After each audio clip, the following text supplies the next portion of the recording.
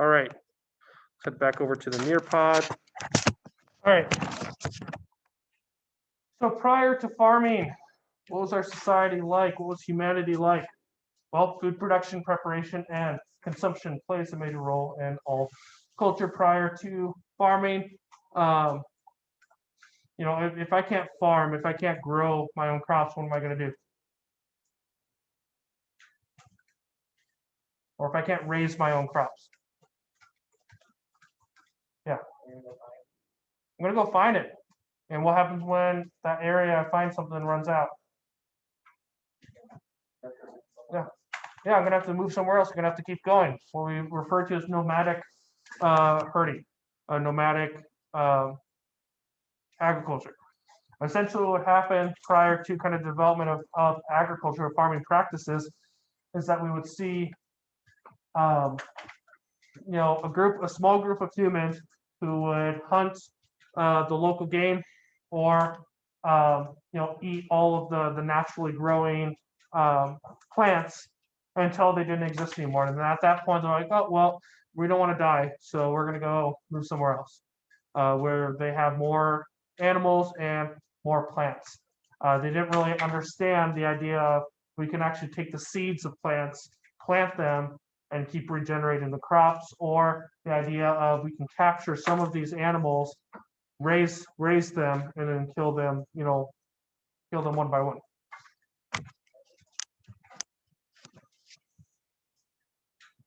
So under hunter and gathering society, settlements are not permanent.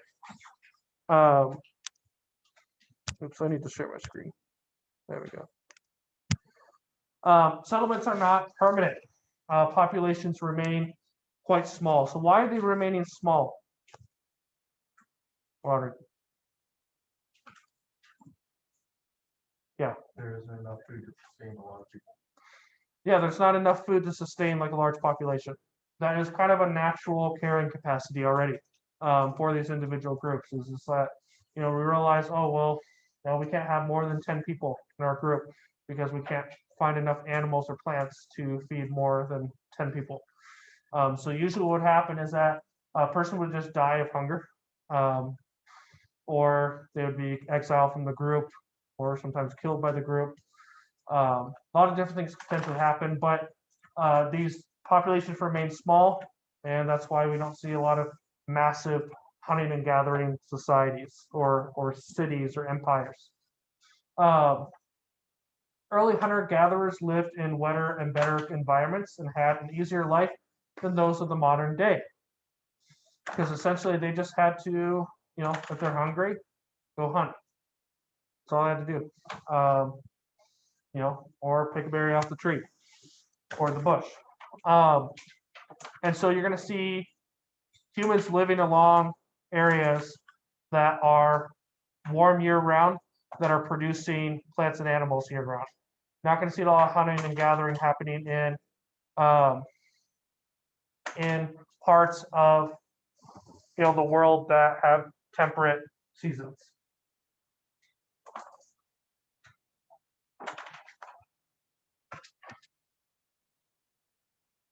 Now, hunting and gathering societies are not completely dumb. They're not like we think of like cavemen. Hunting and gathering societies were quite well put together. They definitely had their tools as needed, but they were very basic tools. Bone and stone used as weapons. So whether you're using those to kill animals or to kill other humans who are coming into your territory. Hunting gathering societies knew how to create and utilize fire. So we're thinking about, that really early society. Even to the point of starting to use raw materials like copper, steel, gold, or not steel, but iron and gold, silver.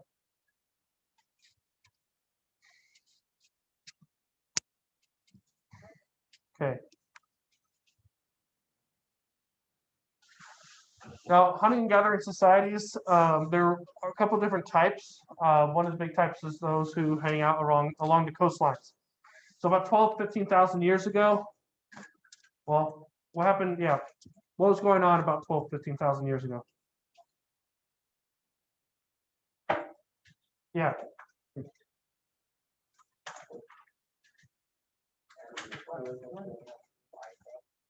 right. So prior to that, we had the Ice Age, last big Ice Age, where most of the fresh water was locked up in uh, ice sheets that circled around the polar regions, going down all the way to like the 40s and 30s in terms of latitude.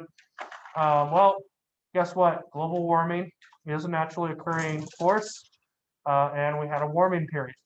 Um, but there's a big distinction from natural global warming and human increased global warming. But anyways, so we have the ice caps melting, everything's getting warmer on average, getting warmer on the coastline. So we have humans who are settling along the coastline who are fishing because we get more fish species introduced, and advent of technology and tools, we're able to develop like spears that can actually kill shellfish, other types of fish species that provide more nutrients, make it better for us in general.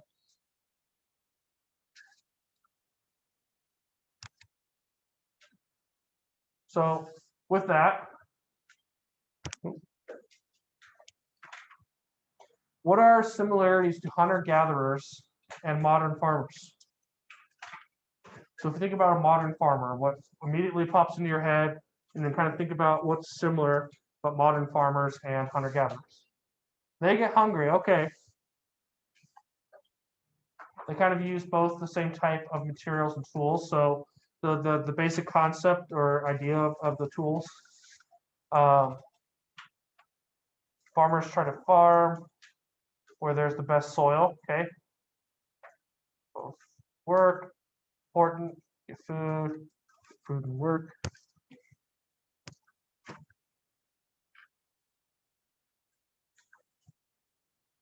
Okay, they're both doing what they're trying to do in terms of gathering food. A big difference, obviously, a farmer is farming, is actually reproducing in the same land most of the time. While a hunter-gatherer is going to be going from place to place once resources run out in a certain area. Okay, so we had similar technology in the sense that like basic technology still exists today that's used today by farmers and so forth. So great responses. Okay, so you guys need to know what the first agricultural revolution is. So I'd make sure you have this written down somewhere, just understanding what it is. So the first domestication of plants was probably in Southeast Asia, root crops, taro, yams, and bananas about 14,000 years ago. So when I say domestication of plants, what does that mean? Means I what? If I have a domestic plant, how many of you guys have a domestic plant in your home? Like a house plant? Yeah, some of you guys do. Even if it's like a little like succulent that's just chilling on the windowsill. Essentially, a domestication, whenever to think about domestication in terms of agriculture, we're talking about taking something out of the wild and cultivating it, making it our own. So whether we're talking about plants, so simply having a garden with plants, that's domestication of those species because they're not just randomly outgrown in the wild. We have a purpose. We have purposefully planted these crops. Same goes for animals. Domestication of animals, we're taking them out of the wild and raising them in a controlled environment.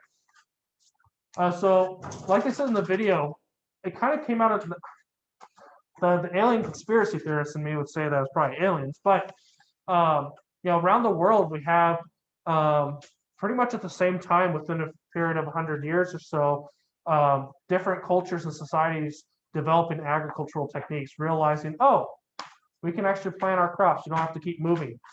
So we have in Southeast Asia, so we think about like Vietnam, Cambodia, Laos, Malaysia. We have Southwest Asia, which we more commonly refer to as the Middle East. Keep in mind, this is something I forgot to mention, you guys, it's becoming more commonplace. On the AP exam, if they ever talk about Southwest Asia, what are they talking about? The Middle East. So think about the Middle East when you hear Southwest Asia. Think about countries that like Saudi Arabia, Iraq, Iran, and so forth. But Southwest Asia about, domestication of like wheat, barley, and oats around 10,000 years ago. And then Mesoamerica, so we're talking about Latin America, modern day Latin America. We're getting maize, squash, and beans. And then Africa, millet, sorghum, and watermelons.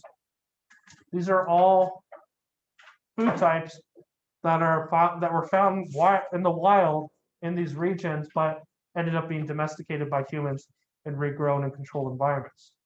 Now, out of all of these items, for each region, have you guys at least had one of those items before in your life? Yeah, just a show of hands if you've had at least one of those items for each region. Yeah, isn't that crazy to think that these items were exclusive to like for example bananas were exclusive to Southeast Asia, corn was exclusive to Latin America, but we've all had these items before because of the diffusion of agriculture by humans.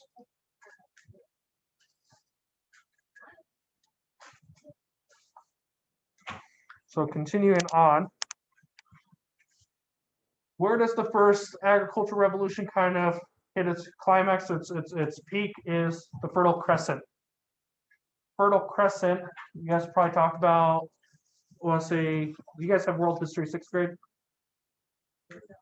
No? Did you guys, here, well, you guys have at least had some type of world history since. No?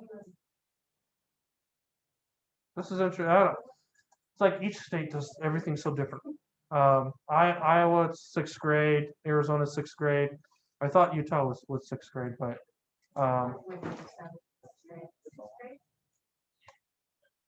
but anyway, so world history next year when you guys if you take AP World, you'll talk a lot about the Fertile Crescent.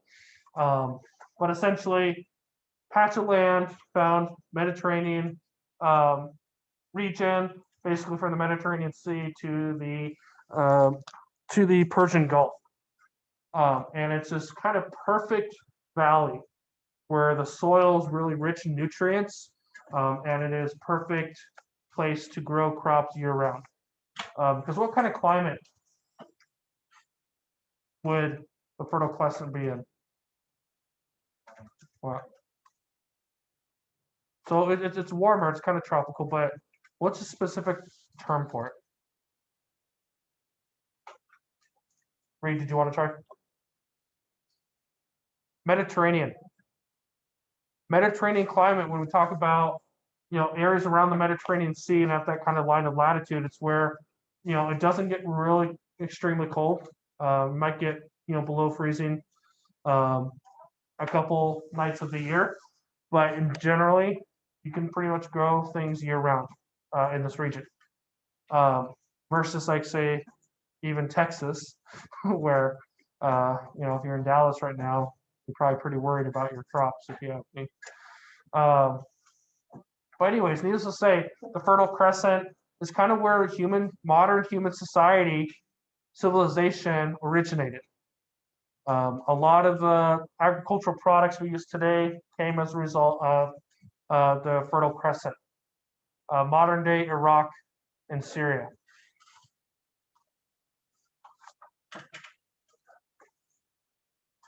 The thing is, like, if we talk about Southeast Asia, the ground's fine for growing things, but you're not going to be able to grow a large quantity. In the Fertile Crescent, you could grow, twice, 3 times the amount of crops you could versus other parts of the world. Okay, just to check for understanding, making sure you guys are listening to me. What type of climate is the Fertile Crescent located in? I literally just said it about 2 minutes ago.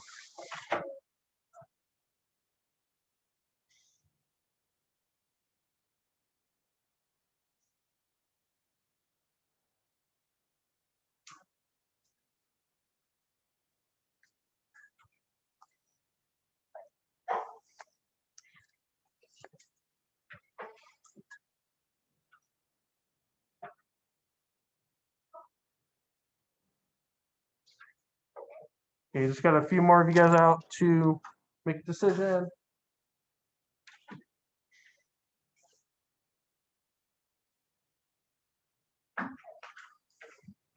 Okay. So yeah, so it was the Mediterranean climate. You guys should have gotten that.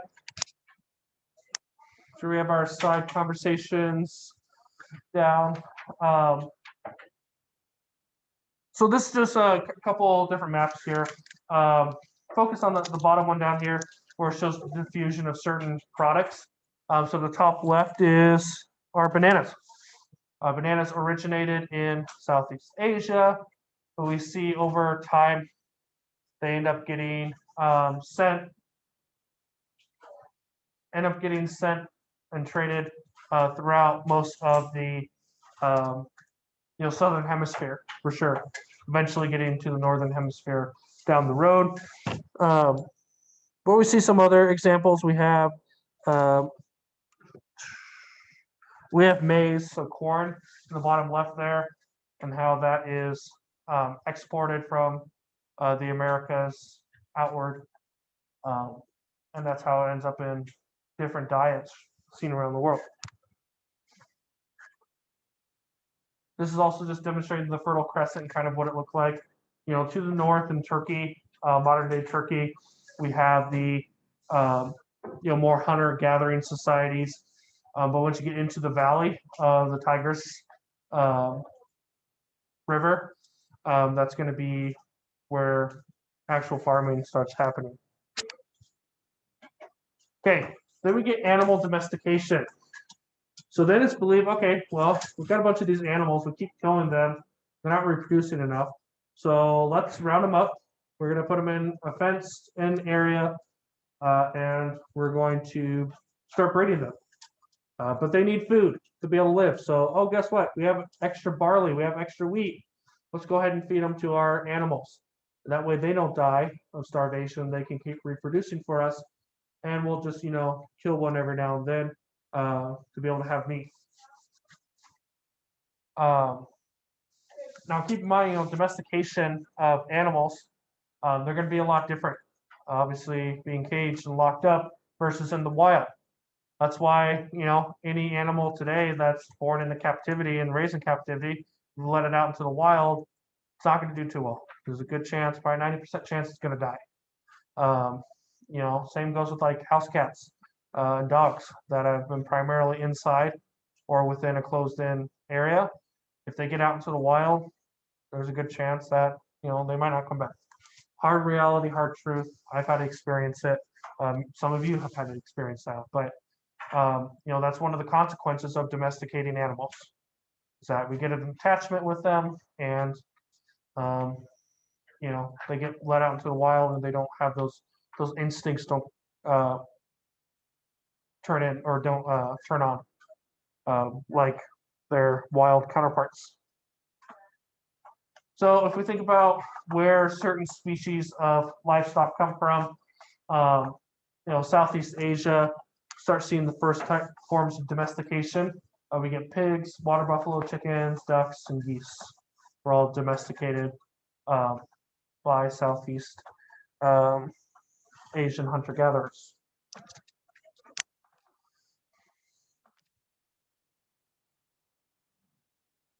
Okay, so get the spread of early farming. So around year 8000 BC, we have the spreading out of the Fertile Crescent.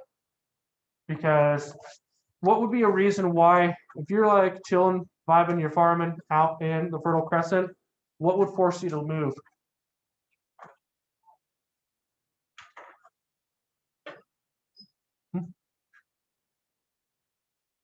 What happens if Billy Bob next door says, "Hey, I want your land"? Yeah. Yeah. Other people getting up in your business and taking your land. And if you don't have the right weaponry or tools, or they're stronger, then you're lost out. Does that mean you're just gonna die? You're just gonna lay on the ground and be like, "I'm done, I'm dead." No, means you're going to keep trying to look for more and more land. And obviously, the Fertile Crescent's pretty popular at the time. And so you're going to keep going and going. Eventually, you may end up in Europe. And you're like, hey, this land's actually really, really good. It's actually better than the Fertile Crescent. Oh, wait, why is it getting cold? Why is it getting cold? Oh my gosh, I died. That's the thing, is that closer to the poles, the closer you get, obviously it's going to get colder. And it's going to be less growing time, less growing season. Okay, so here are where some of the different species come from of animal. In South Asia, so if we're talking about India, we're looking at cattle and elephants, but they were never really bred in captivity. They were just captured out in the wild and kept. In Southwest Asia, goats, sheep, and camel. Central Asia, we get yak, horse, goats, sheep, and reindeer.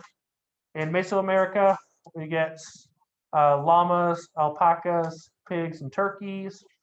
In Africa, we get guinea fowl only. Guinea fowl only became herders after cattle were brought in from Southwest Asia. So really, by the first agricultural revolution, there's only about 40 species that were domesticated and actually raised. Obviously, according to where they are in the world. In the Americas, in North America, do we have horses at this point? How do horses get to North America? From Spain, from Europe. Basically, the white man brings horses from Europe, which were brought from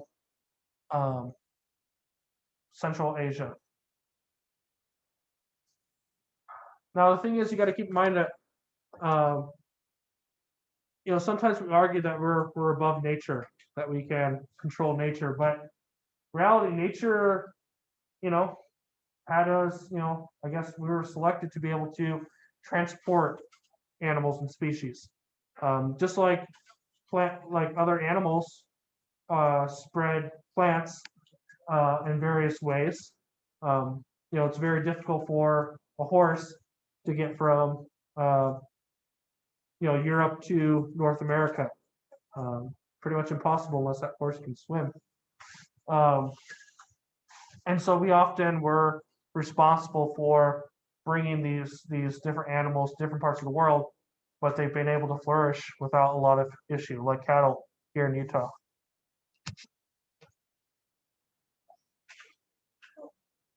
So now today, think about animal domestication. There are sometimes, some animals just can't be domesticated. It's just too difficult, or it's not worth the time. There's not enough return for it. Like, for example, reindeer. You guys do know reindeer exist, like not the magical version that we're used to, but reindeer is a species, and it's like not really valuable. Not really valuable to humanity during this hunter gathering, also into the first agricultural revolution.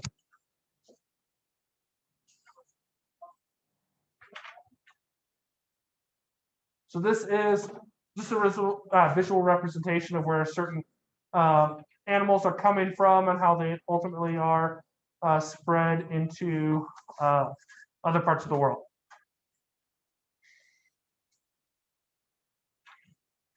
By the way, you guys, camels originated in Central Asia. They were brought down into the hotter deserts of the Sahara eventually. Okay, so these are where we have a lot of the innovations. So we talked about different parts of the world, being the first to develop agriculture. It's not saying that there's not people living in North America, Europe, or Siberia. It just means that they're not farming. They're still on that hunter-gathering stage. But what's the pattern we notice? So everything in purple demonstrates innovations amongst farming. In terms of climate, are these warmer or colder climates? Warmer, because we're closer to the equator. What about in terms of arable land? We looked at map last week. Is there going to be better farming land in around the Mediterranean than Central Africa? Yeah, it's going to be a lot better land. It's going to be better for growing in general. And so the more time you have to practice with the land and the more opportunity you have to, plant plants and raise animals, the more innovative you're going to get. Okay, so there's a list. You can click on the actual image here. Out of this list, name a couple things that either grow or could grow here in Utah. That maybe either a family garden, or somebody who grows this, or you've seen it in the news or something. So you can click on the little image there, but it gives you a list of all these different plants and where they kind of originated.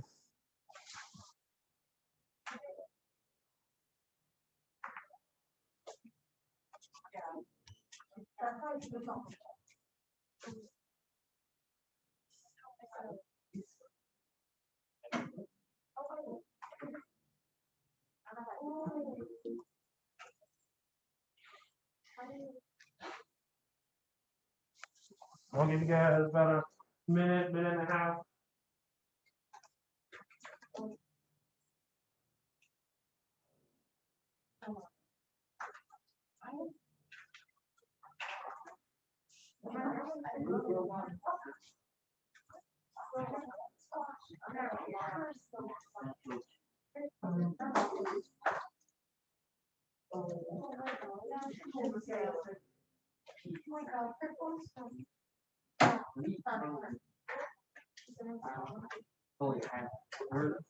Okay, so see beans and chili peppers, probably something you'll more commonly see in a market, or not market, a garden. Sweet potatoes, beans, peas. Obviously the hay or the wheat, barley, those are going to be things probably grown more on larger scale farms. Same with got a couple apple patches out there, I think, here in Utah. Okay, got most of you guys responding. Yeah, if you think about it, if we look at this list,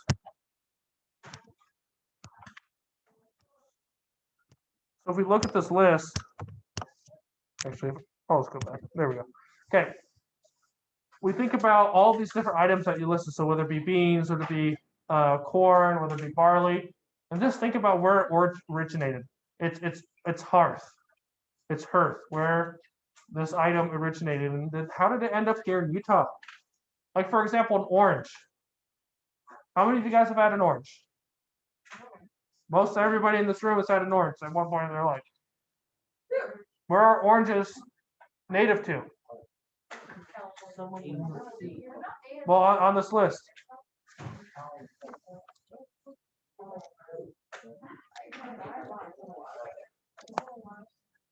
Lower Southeast Asia. So because we often think, oh, well, oranges are grown or found in California or Florida.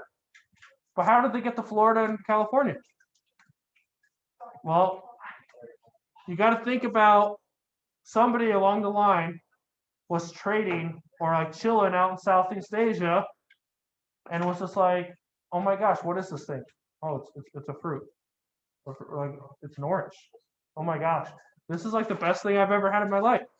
And then they're like, okay, I'll give you all of my wheat and barley that I've brought from Europe for some of these oranges. And then you bring those oranges to a climate where the orange can be grown. And that's eventually how they end up, here in Utah. Is you get it to somewhere like Southern California or Florida, which is better suited to grow them. Nice.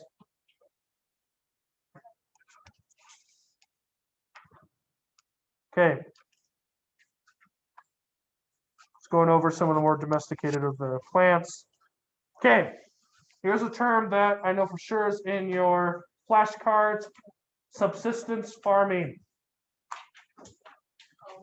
So we talked about how it used to be that you could grow enough crops just to be able to get by. That I'm going to grow enough in my garden to be able to, feed myself and my family for the year. And that's pretty much what a lot of people today in developing countries do. They just have enough land or enough resources to be able to grow enough food to survive off the land. And that's what we refer to as subsistence farming. They usually find their building materials, so their home material in the nature, in the wild, and same for their fuel. Usually wood, other forms as well. Very small land area, small field. It's either just the bare minimum that they could afford, or I mean the maximum that they could afford, or just enough so they have enough land to grow crops for their family. Today, subsistence farming is found primarily in South and Central America, Africa, South Asia, and Southeast Asia. What's a pattern you notice with those guys? Those regions? Yeah. Okay, so there's more poverty along those areas, more developing countries, but in terms of climate,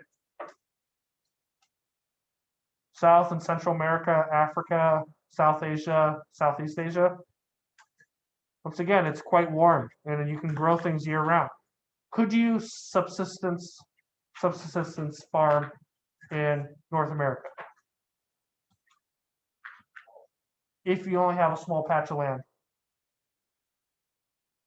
No, you don't have enough. A, you have a very short growing season, and B, you don't have enough land to be able to grow all the things you need for the year because you got to get through the winter.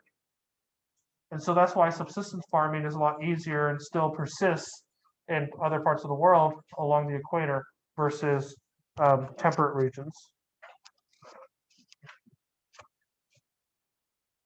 Okay, by the way, what's on the left there? Corn, maize.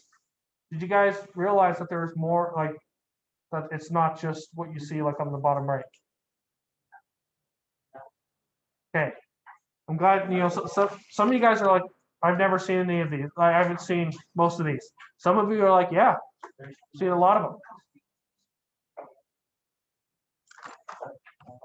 them. I've seen many of these, but you got to think about, if you were to go into the supermarket, which one are you going to buy if you're making corn on the cob? Okay, so either the bottom right one or kind of like the second from the right top one. Yeah, kind of the top right, not the far right, but right there. See, one thing we're going to learn about, because on Thursday, we're going to start talking about a little buddy known as GMO, genetically modified organisms. Basically, major farms and companies like Monsanto, they create food items to fit an image that we're used to. Even though all these types of corn you can consume for the most part, we're accustomed to only a couple of those, at least here in the United States. The other one, pulled up.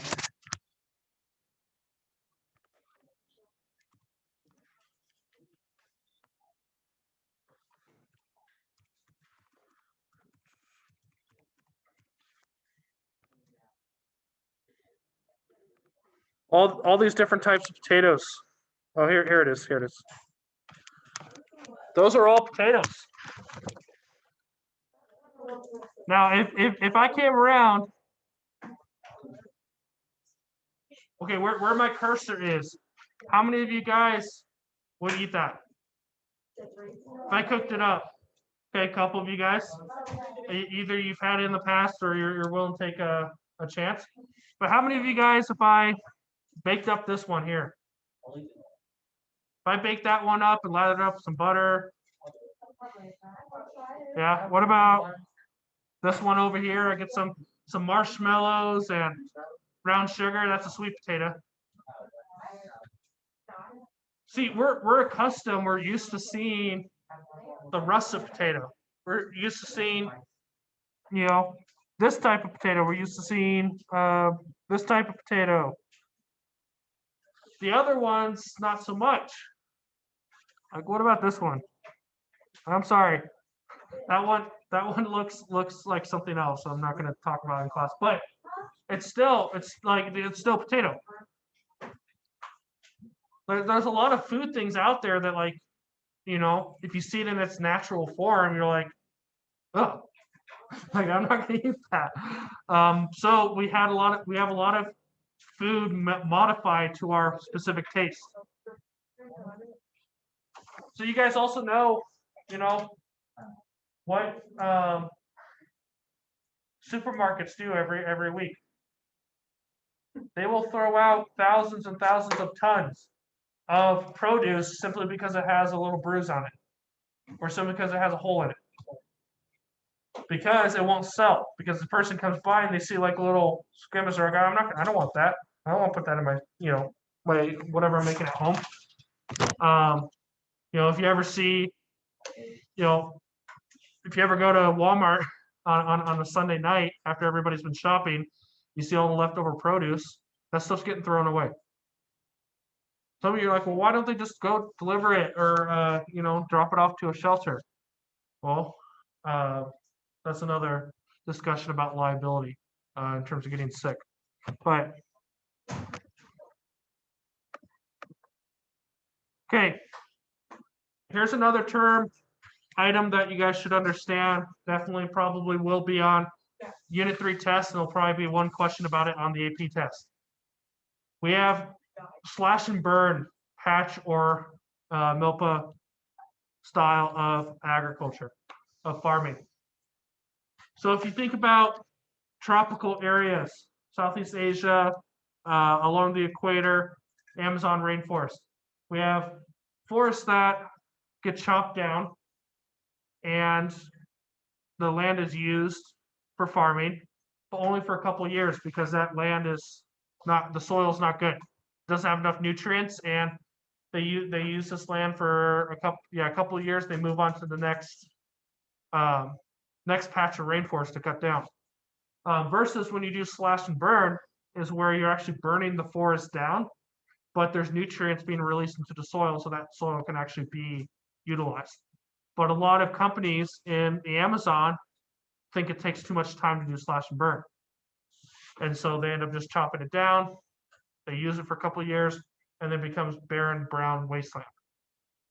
And that's kind of scary considering the Amazon accounts for nearly 50% of our oxygen supply. But just understanding that when they come in and they burn down parts of the forest to create soil to grow things in, that's going to be slash and burn. And it helps out in those parts of the world where growing's not optimal or it's just all forest. That way you can have more subsistence farming.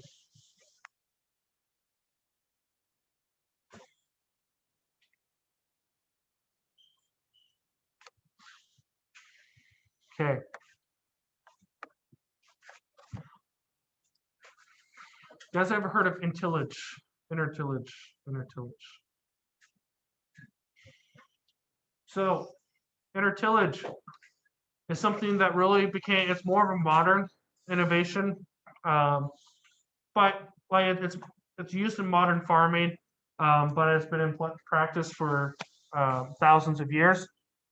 Basically, the idea that you are planting crops at different times. You're not planting all of your crops at the same time and harvesting them all at the same time. Instead, if you're in a year-round Mediterranean climate, you're planting like or you're harvesting olive trees one month, and then you have another part of your farm that you're planting wheat. That way you can have food year round, and you're not just waiting for one big harvest. The other thing with intertillage is that you're not eroding the soil as much.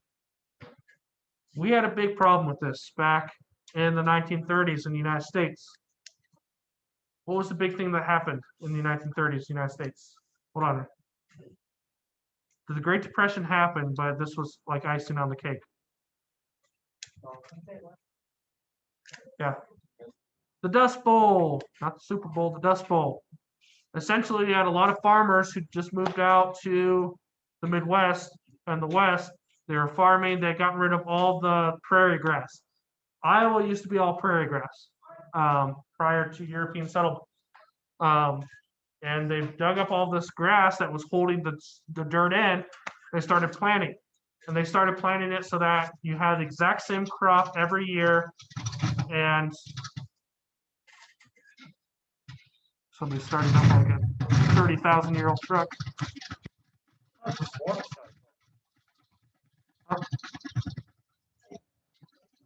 Okay. Anyways, they would plant the same crop every year, and they would till it the exact same way every year, and that happened for half a century. And then there was a drought that happened out in the Midwest, and soil got really dry. Big winds came around, and big dust storms came about. And it took about 5 inches of topsoil off of the ground. So about 5 inches of the ground was blown up into dust, making it almost even all the way out to Washington, D.C. Ironically, the day that Congress was debating whether to provide the farmers financial aid for the Dust Bowl, this congressman from, I think, New York, he was given a speech saying, well, we don't need to care about those farmers. This isn't a bad thing. It's not, going to affect us. Right as he's giving that speech, this big dust storm comes into Washington, D.C. and engulfs the Capitol. And they passed that like unanimously. They passed the relief bill unanimously. But as a result of the Dust Bowl, we'll talk about modern farming and how Congress stepped in and said, well, you have to do it this way, this intertillage way from now on.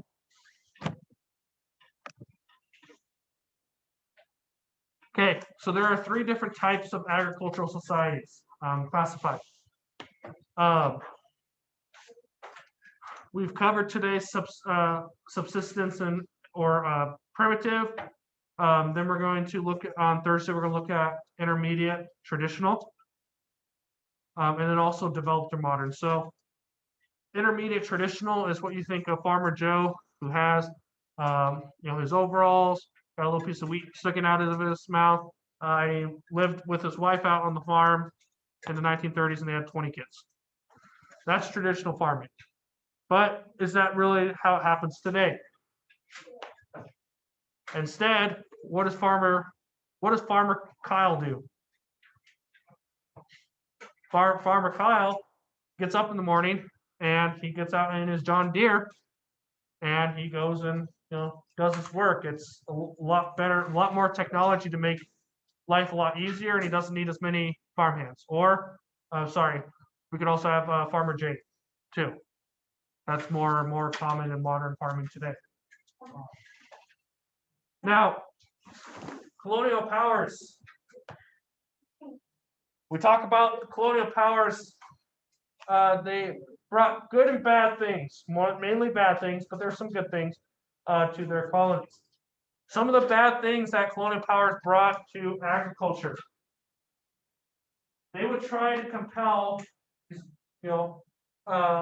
local farmers who are just farming enough for their livelihood, and force them to modernize, use this new technology, and produce more for the empire. You guys ever see that meme where it's like there's like this old picture or old painting, and it's like guys at the bar and they go like this, like give me money. Oh yeah, let me pull it up. Some of you guys do, some of you are like, what?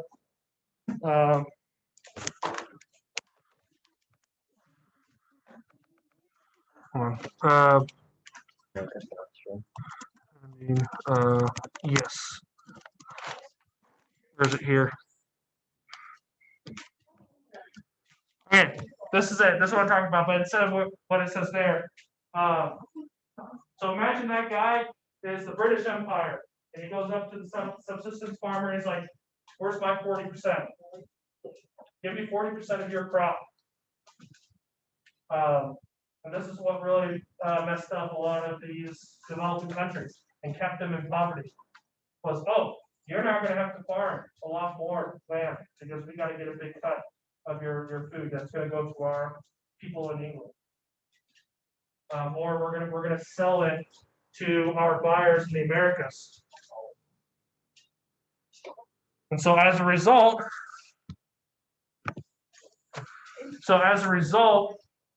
a lot of these farms ended up having them transfer to non-food items. So they had to raise cotton. They had to raise other crops that weren't necessarily productive or providing food for individuals. Like, for example, in India, they would have to grow certain spices. You can't just live off spice, but they would have to have most of their crop being spices that can sell to the East India Trading Company. So that way they could be able to pay their taxes. Now, at least there's a couple good things that the colony or the empires brought to their colonies, like irrigation. Being able to. I would say that last bullet point there is more in the bad column because they're essentially loan sharks. But that's my opinion.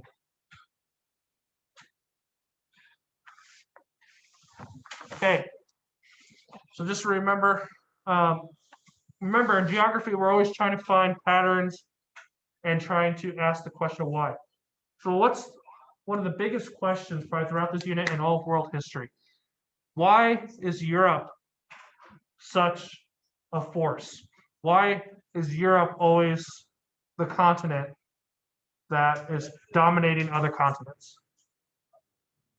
We can't say because they're white right off the bat. How did they get to that point? Because eventually they start equating, well, because all this good stuff's happening to us, it's because we're white and the other people are not white. But those good things that happen to the continent of Europe comes purely from this map right here. So what is this map telling us about Europe? In terms of land use, or good things about the land. There's a lot of arable land. Europe had some of the primest, bestest land out there. So those people who got kicked off of the farm in the Fertile Crescent, they came up to Europe and they're just like, oh my gosh, I can grow as much food as I want up here. And this is the best place I can go to raise my food. Well, what happens when you got a lot of food? What do you end up doing? Well, if you eat it, well, what do you do with it? Yeah. Well, you share it, but are you just going to be like, hey, I got some extra wheat here, have it. You're going to have to trade it. Now, we often think about like weapons like guns and cannons being developed in Europe. Does anybody know where they were truly developed? China, East Asia. So what happened in world history is, let's say, I'm trying to think of like a stereotypical Francois. Let's say Francois. He's hanging out here in France, and he's got this huge farm. He has all this excess food, and he's like, you know what? I'm going to take a little trip out to China. It's going to take me like a year, but I'm going to bring you all this food. I'm going to bring you cotton. I'm going to bring you these really great items, and in return, can you give me something unique and special? Oh, you got this thing that can kill like a bunch of people. We never thought of this, so we're going to take it back with us, and then we're going to start developing and making it our own. And along our travels, we realized that the rest of the world is actually really lacking in things. And so This way, this starts the foundation of this kind of racist ideology, racist thought of like, we're Europeans, we're far superior than the rest of the world, than those savages in India, those savages in Africa. Okay, and so this is ultimately, you never think about it, but agriculture is really the foundation of Eurocentric European domination over the rest of the world.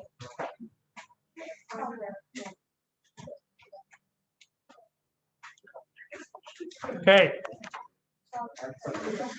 All right, guys.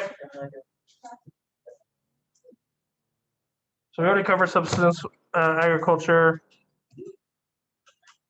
So this is where in the world today subsistence agriculture still exists primarily. Once again, very developing parts of the world, developing countries.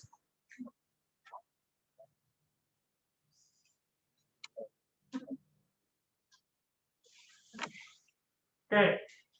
Well, so about 10,000 years or so goes by. Well, more than 10,000, about 15,000. Oh, sorry. About 11,000 years go by with the first agricultural revolution. Then those people in Europe are like, we have all this great land. We're going to continue to make our land great. So we need to come up with better tools and technology to better use the land. And so that's what's going to bring about the second agricultural revolution. And this is what we're going to cover extensively on Thursday. The second agricultural revolution, then we're going to get to the final agricultural revolution, is known as the Green Revolution. The Green Revolution. Okay. Let's think here.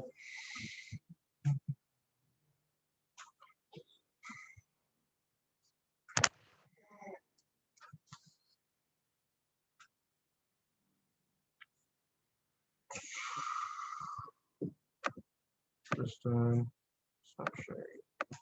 Stop recording.